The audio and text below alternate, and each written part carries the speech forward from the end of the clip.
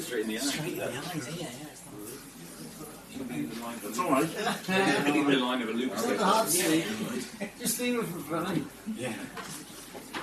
Well, if you're off to the side, it's less intimidating. I'm in a red seat again.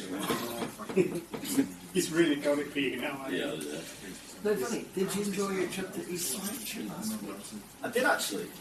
Very nice. Yeah. Mine's on the olden times. We were just like old people fumbling don't know where to go. For Yeah. the Oh God, he was, wasn't it? Yeah, like Blackburn. well, that closed 8 years ago. Oh, Yeah. So you used to be able to go around the back and go in this like side door up to the like media suite that they've got the training ground. Well, they got rid of that media suite. Apparently they put a pool table and stuff in. Apparently it's never used. I'm not surprised, by the way. It's miles away from where the first team actually get changed and stuff. We went round. I'm like trying to get in this door. There's like a keypad on it. I'm like shaking it, trying to get in. I think it was in that side which says, "Do not open." Yeah. Yeah. Obviously, Steve King days. Steve King. The man was feasibly large that side. That's what struck me about Steve King. Your backside's really big. There's a story about Steve King. What, another one? With James Cooper. You've probably heard it, Stu, as well. Yeah. It was on a European trip. Yeah. I'll tell you away from that. Yeah. What he used.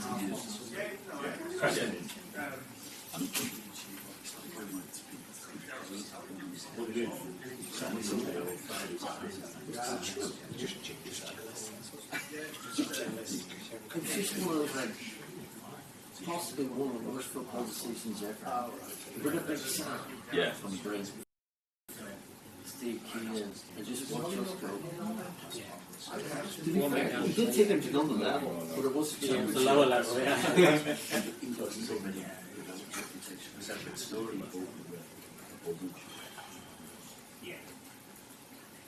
Didn't Cookie Crystal? Yeah. And he plays Cookie, didn't he? Did he? I think so, yeah. Yeah. Soccer base Fulham. Sure he came immediately after Cookie.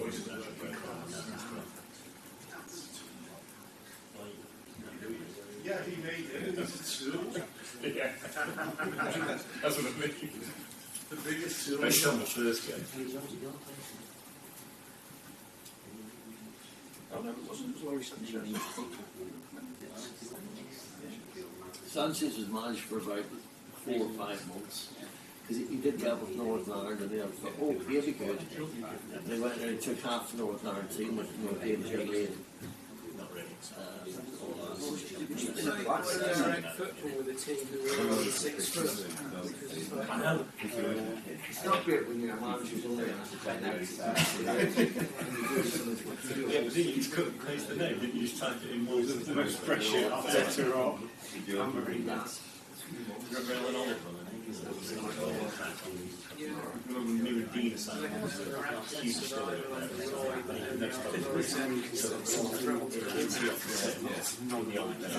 Nothing's doing me, none of my doing me. So every time.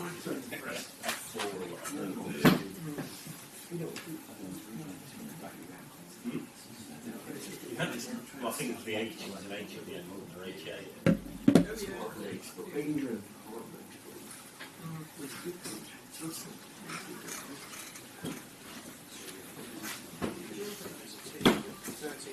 You take a look. I know, mate. Yeah.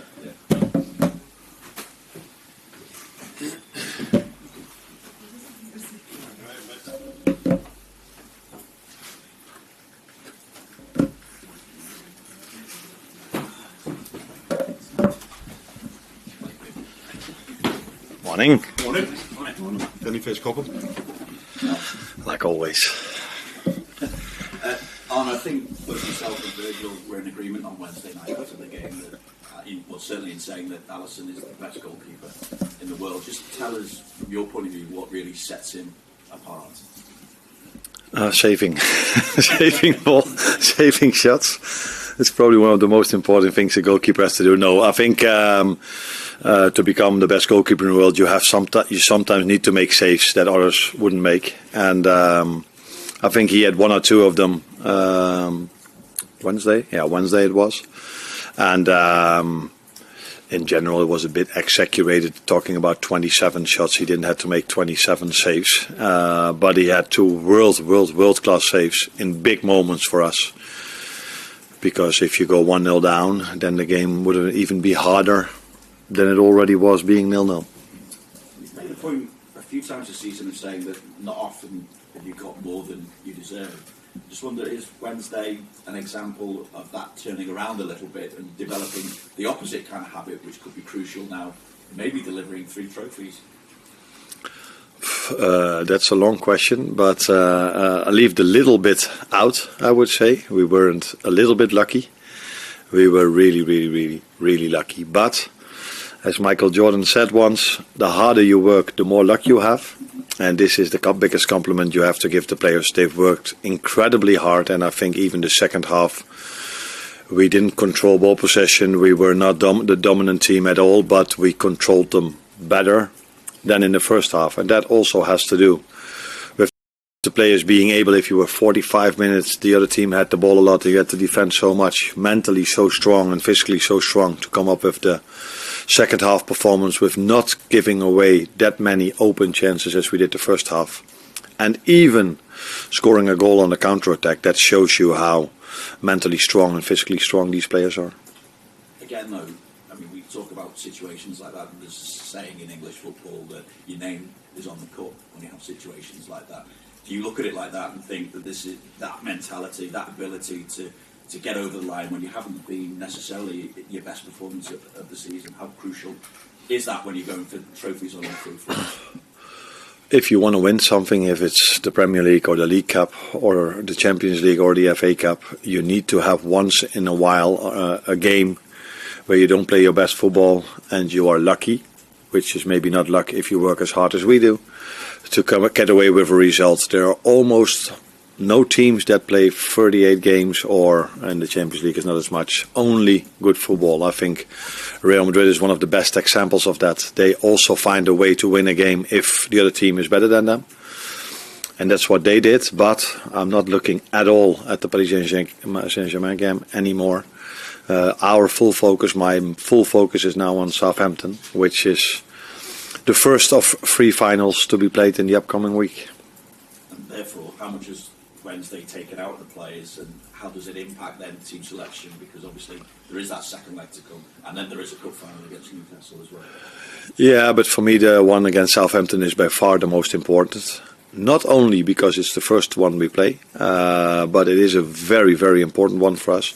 So if I make the choice to play other players, that is because I think that's the biggest chance to win the game tomorrow, and not because I want to rest them for the game against Paris Saint-Germain. So the only way I make a change is because maybe it's only 2 days in between. and then I might feel that playing someone else is a better option because we have many players that are of equal quality. But that then only has to do with us getting a bigger chance of winning the game against Southampton than it has anything to do with the Paris Saint-Germain game. What goes through your mind when you are deciding team selection? Because I know the old cliche is it's one game at a time. But in your mind, do you actually probably know your lineup against PSG and the cup final? Do you think that far ahead? No, not as much as you might think. Of course, you do know what to expect now from Paris Saint-Germain. You do know what to expect from Newcastle. But for me, the most important game is the one against Southampton. And if there would be 3, 4, 5 days in between these two, the last game and this one, I would have probably started the same 11 again, even if there was only 2 days in between for the next one. But since there's only 2 days in between, and we had to fight really hard, and it's not the first game after being 3 or 4 weeks out. It's probably the 50th game in 3 months. I don't know how many. So you take that into account, but you take the quality from the team you face. You take the form of the players. You take how fit they are, which players are best fit best together. So if you look at, we started off with Lucio and Diogo. Where Diogo is a type of player, 9.5 for me almost. He's almost a midfielder as a striker. And then I finished the game with Curtis, who's a midfielder from the left, and Darwin, who's more of a real 9. So these combinations you look at depending on the opposition and the formation of the other team. The good thing for us is, because you guys are till now only focused on Paris Saint-Germain, is that Southampton has the same formation if they have the ball as Paris Saint-Germain has. So now we need to do much better without the ball, so to press Southampton than we did against Paris Saint-Germain. So it's another good test for us. I think only Nottingham Forest have used fewer players than Liverpool in the Premier League. Do you like having a kind of tight squad like that, or in an ideal world for a manager, would you have a big squad? I see the advantages of playing mostly with the same team because they get used to each other, so that helps. But I also am aware of the fact that you cannot play a season with 11 players, so that's why you saw sometimes players rotating. And I don't do this with 20 or 25, but mostly with 14, 15, if possible. And the other ones don't always get the playing time they deserve. I think Harvey Elliott is a great example of that. He's done so well for this club. He trains well, but he's in competition with Mo Salah and Dominic Szoboszlai. And now, I don't think Mo was happy that I took him off 5 minutes before the end, if I looked at his body language. And there's a reason for that, because he is a player that can score a goal for us, even if he's not even playing his best game. That's why I hardly take him off. Now I did, and Dominic Szoboszlai is, you could call him a machine. Every time you play him on the pitch, he's the one that runs most, and that's it makes it sometimes hard for Harvey. That's why I like it so much how he did when he came in. Only 5 minutes. Some players are sometimes frustrated if they only get 5 minutes, but in our team that has never happened. Maybe once or twice, but in general, it's never happened. Yeah. You mentioned Mo Salah's body language there. I just wonder, does the hunger of some of the more senior players in the squad make rotating and making the substitutions difficult for you? To be clear, that is not the headline that Mo was frustrated. I could see that he would have preferred me not to take him off, but his behavior was completely normal. He shook hands. He just probably thought maybe there's one chance to come and I will score that one. And to be fair to him, he always does that. So people now say, a good substitution because Harvey scored. I think if I ask him, he would tell me if I would be there, I would have scored the same ball as well. He had a completely normal reaction, but not only the ones that like you probably mentioned, like Mo and Virgil, and the ones that won the league before. I think all of them show great character till now this season, and that's also what we need tomorrow again against Southampton, because they are not playing as a team that is bottom of the league. They take a lot of risk. They go man v man all over the pitch. That's the same what Paris Saint-Germain does. And they probably saw how difficult we had it over there with that game plan. So I'm expecting the same for tomorrow. It's another game where you'll be managing not on the touchline. I just wonder, from the game you played previously against Newcastle, I know a lot of managers have spoken in the past that sometimes they get a good tactical view from up there, they analyse the game maybe a bit better, they like to spend time both up there and down on the touchline. Just wondered what your view on that was and how you sort of saw the game last time. Yeah, I think I have the same opinion. The only difference between now and 5, 10, 15 years ago is that we have all iPads and MacBooks on the sideline, so we have the same view if I look at that screen. So it's not necessary to take a suspension to have a great view. Yeah, the view is better, but I always feel that if you're at down the line or at the line, you feel a bit more the emotions. You feel better the strength of both teams. If players are tired, yes or no, then if you are up there, the game goes a bit slower. Where I'm sitting tomorrow, it's an easy game to play. But if you are standing at the same level, everybody will say, "Ooh, it's harder to play this game than I expected when I'm sitting so much higher." So. It's not ideal, but I said before with John, I think I have a very good replacement. He did so well at Ajax Amsterdam, and he did really well in his first game in charge as well.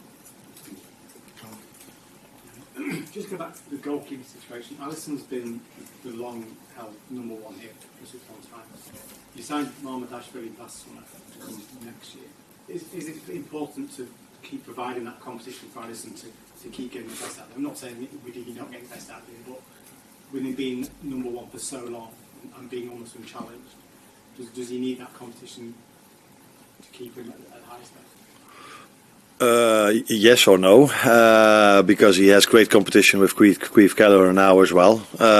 So if that is what drives him, then maybe it helps him to have such a good number two behind him. But I don't think he needs that. He's just a top professional like all of the boys over here, and they know what it means to wear this shirt. You have to bring in top performances, otherwise you can't play for this club. And you always know if you are here, if you're a midfielder, an attacker, a defender, or the goalkeeper. If you don't do well, there's someone else that can do the job for you. If it's Queef, we also have Fidjaros, which is a very, very, very talented goalkeeper as well. So goalkeeper-wise, we're in a good, in a good. How do you say this? In a good, good place. Yeah.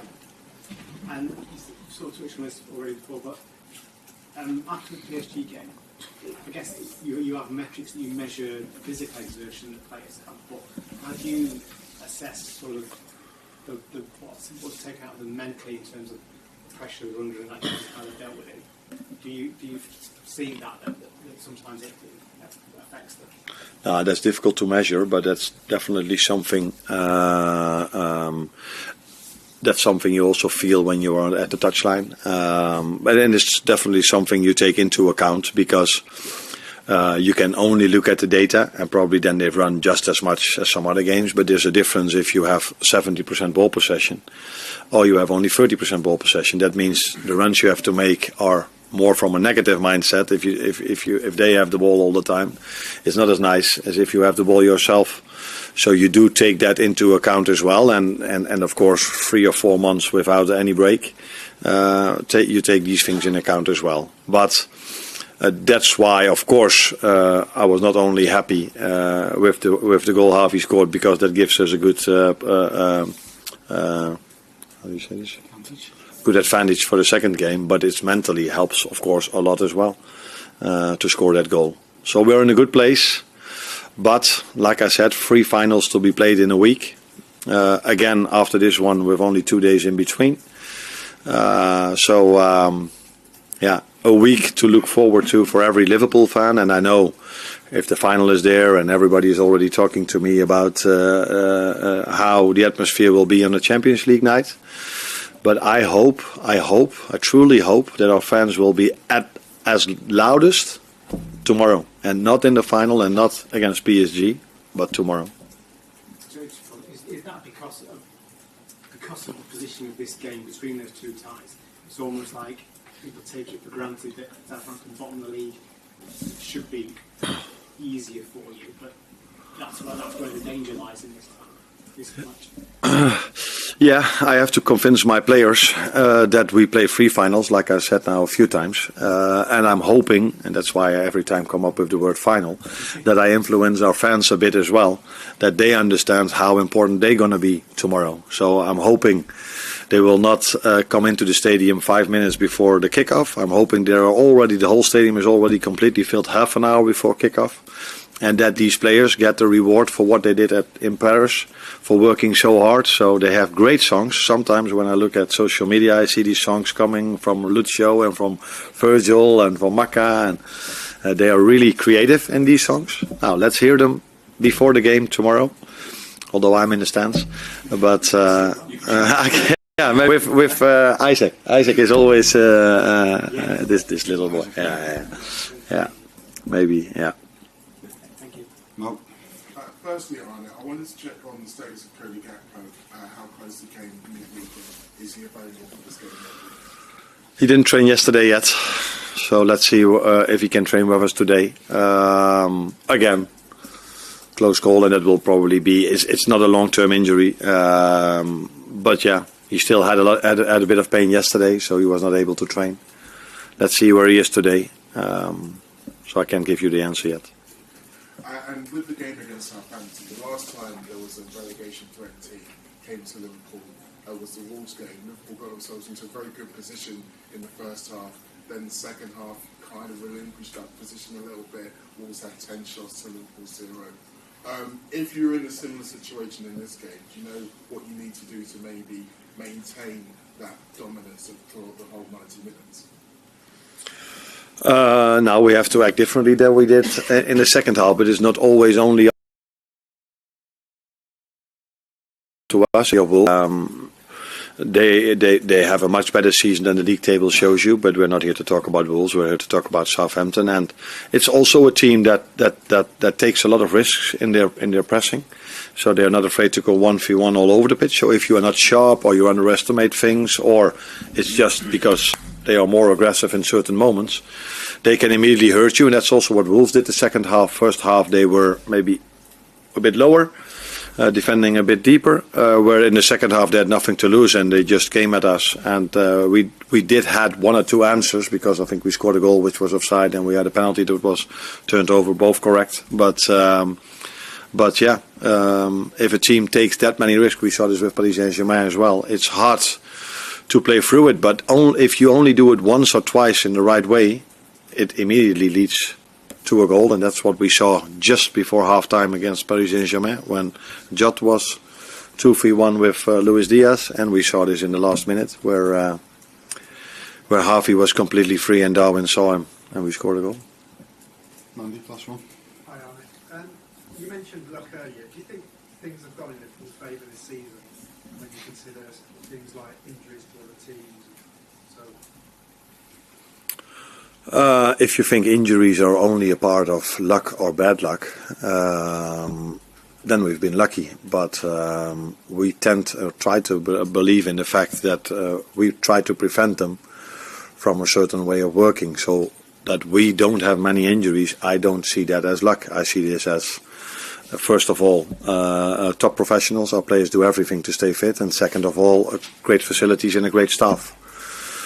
But yeah, you need to show this over a longer period of time to consider it luck or bad luck. So if we can continue doing this for years without many big injuries, then it's probably also quality. Although you cannot go through a season in the Premier League and in the Champions League and all these cups we play in this country without any injury. I said it before, Diogo Jota has been out for 3 or 4 months without a start. Alisson Becker has been out for weeks, maybe even months. Trent has been out, Conor Bradley. So Joe Gomez is out now for 3 months. So we also have our injuries, but yeah, you cannot go through a season without an injury. It's more the amount of injuries that you hopefully try to prevent. And it could be luck, but I hope that we do things in the right way. That it's not only luck, but it's also doing things in the right way. Thank you. Thank you. Yeah.